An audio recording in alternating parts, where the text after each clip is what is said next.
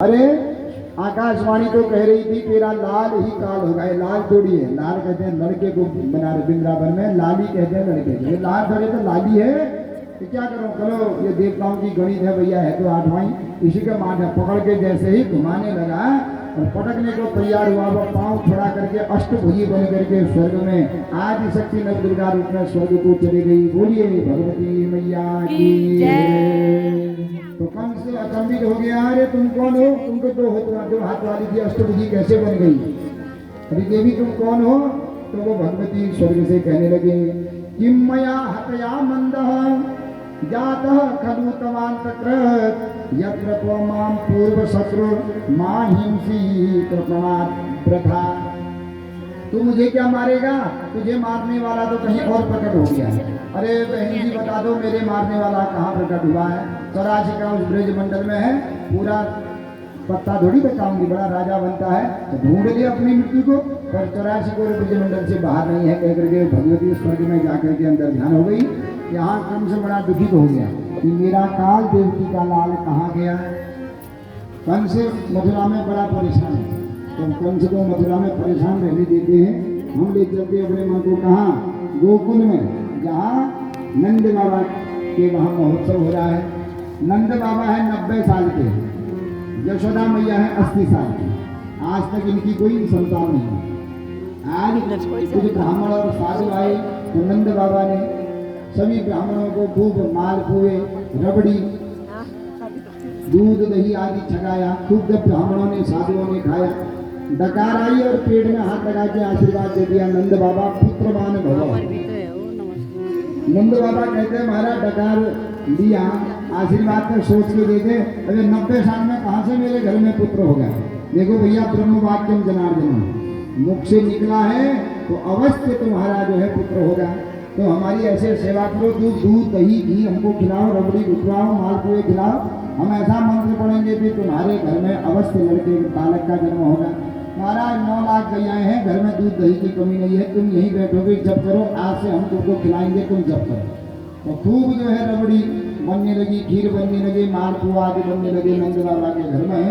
ब्राह्मण भी जब करने लगे, हे भगवान, शास्त्र कहते हैं तुम ब्राह्मणों की बात मानते हो तो हमारी बात मान रहे हो, तो हम खा रहे हैं, कम से कम नंद बाबा के घर में पुत्र हो जावे, खुशी मिल जावे। तो 3 महीने बाद नंद बाबा की जो पत्नी है यशोदा मैया, वो गर्भवती हो गई। सारे गोकुल में बड़ा उत्सव हो गया, धन्य है, जय जयकार हो गई।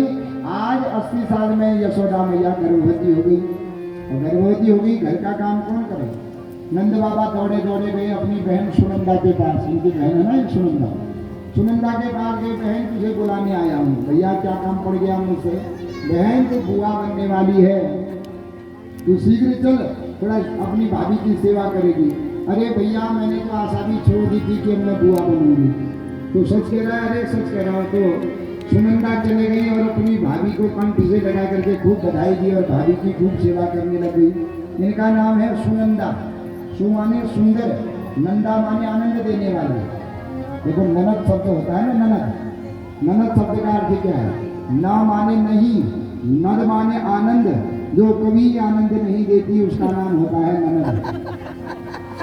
हाँ, नद माने होता है शुभ, न माने नहीं, नाम ही नंद नहीं।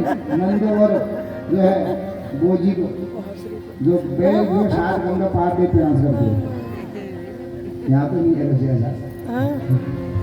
तो इनका नाम है सुनंदा। सु माने सुंदर, जो अच्छी तरह अपनी भाभी को आनंद देती है, इसलिए इनका नाम है सुनंदा।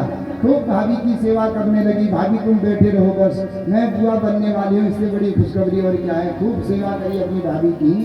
अब आज भाद्रपद कृष्ण पक्ष नवमी का दिन आया प्रातः काल, क्योंकि अष्टमी रात में तो जन्म हो गया है। नवमी के दिन देखा धूप आ गई है, भाभी सोई हुई है, भाभी के कमरे में गई, देखा भाभी खर्राटे मार के सोई है। बगल में एक नील लोहित बालक खेल रहा है। अरे कैसी माया है, भाभी का लड़का हो गया, भाभी को होश ही नहीं, मेरा लड़का भी हो गया है। जोर से कहने लगी, हो गया हो गया हो गया। हल्ला करके बाहर आई, सारे गांव वाले आ गए, क्या हुआ क्या हुआ क्या हुआ? अरे कुछ नहीं हुआ है, होगा तो बताऊंगी, जाओ घर को जाओ अभी। तो बाहर ताली लगा दी, दरवाजा लगा के ताली को लगा दी कि मेरे से पहले अगर नंद बाबा को कोई बता देगा तो सारा माल तो वही ले जा लेगा, इसलिए मैं ही नंद बाबा को बताऊंगी। ताली लगा के चाबी ले गई और कह दिया, अरे नंद बाबा कहाँ है? कोई कह रहा नंद बाबा यमुना नदी के किनारे जप करने गए। तो दौड़ी दौड़ी गई और नंद बाबा जप कर रहे हैं। और कैसा जप कर रहे हैं?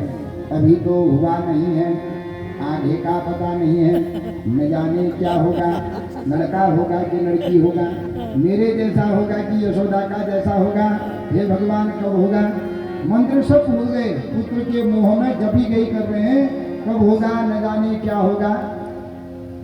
तो जब यह सुनंदा जी ने देखा, धन्य है मेरे भैया, मंत्र भूल करके पुत्र को देख रहे हैं, दौड़ से कहा भैया हो गया हो गया। माला फेंक दी, जल्दी से उठ गए, बहन क्या हुआ? ऐसे नहीं बताऊंगी भैया, पहले मुझे मेरा इनाम दो। गले से नमक का हार निकाला, गले में डाल दिया, ले बहन इतने में नहीं मानूंगी, और दे, और देना होगा कुछ। चाबी खोल के दे दी, ले बहन जितना चाहिए तू ले जा, बता तेरे क्या होगा। कान में कह दिया, नंद बाबा तुम्हारे घर में आनंद का जन्म हुआ है, बोल नंद के लाला की। नंद बाबा नाचते नाचते 90 साल के हैं, ठुमके लगाते लगाते घर गए।